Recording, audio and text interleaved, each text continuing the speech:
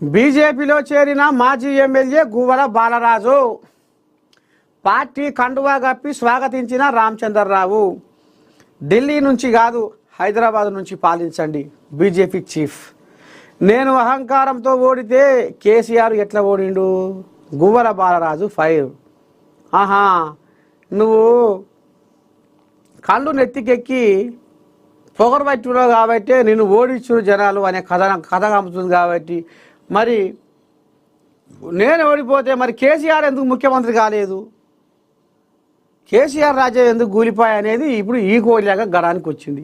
ఇక అటో ఇటో పువ్వు పార్టీ కండువ కప్పుకుంటూ కోయిలాగా బీజేపీలో షరీక్ అయ్యింది. కొద్ది రోజుల క్రితం బీఆర్ఎస్కు రాజీనామా చేసిన అచ్చంపేట మాజీ ఎమ్మెల్యే గువ్వల బాలరాజు బీజేపీలో చేరారు. నాంపల్లిలోని ఆ పార్టీ రాష్ట్ర కార్యాలయంలో అధ్యక్షుడు రామచంద్రరావు బీజేపీ కండువా కప్పి బాలరాజును పార్టీలోకి ఆహ్వానించారు.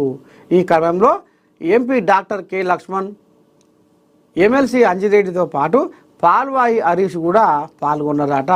మొత్తానికి ఈ కోయిలాగా ఇక ఇప్పుడు కమలం పువ్వు వాసన పీల్చుకుంటేందుకు ఇక కారు దిగిపోయింది. చలో, ఈటెల డైరెక్ట్గా బండి సంజయ్కి వార్నింగ్ ఇవ్వలేదా?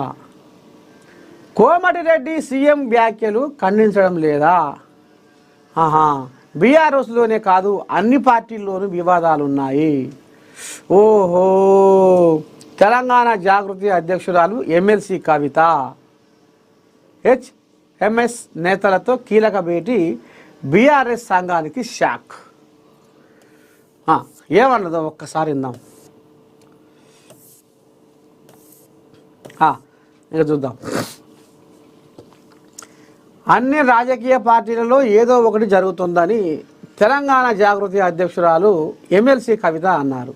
బంజారా హిల్స్లోని జాగృతి కార్యాలయంలో ఆమె మీడియాతో మాట్లాడుతూ, సీఎం రేవంత్ రెడ్డి ఏదో ఒక మాట మాట్లాడితే అర్ధగంట లోపల కోమటిరెడ్డి రాజగోపాల్ రెడ్డి ఖండన ఇస్తారని బీజేపీలో కేంద్ర మంత్రి బండి సంజయ్కి ఎంపీ ఈటెల రాజేందర్ డైరెక్ట్గా వార్నింగ్ ఇచ్చారని చెప్పుకొచ్చారు. ఇలా అన్ని పార్టీల్లో ఏదో ఒకటి జరుగుతూనే ఉంటుందని, బీఆర్ఎస్పై ప్రత్యేక దృష్టి పెట్టాల్సిన అవసరం లేదని పేర్కొన్నారు. అయితే కేటీఆర్కు రాఖీ ఎందుకు కట్టలేదనే మీడియా ప్రతినిధుల ప్రశ్నకు సమాధానం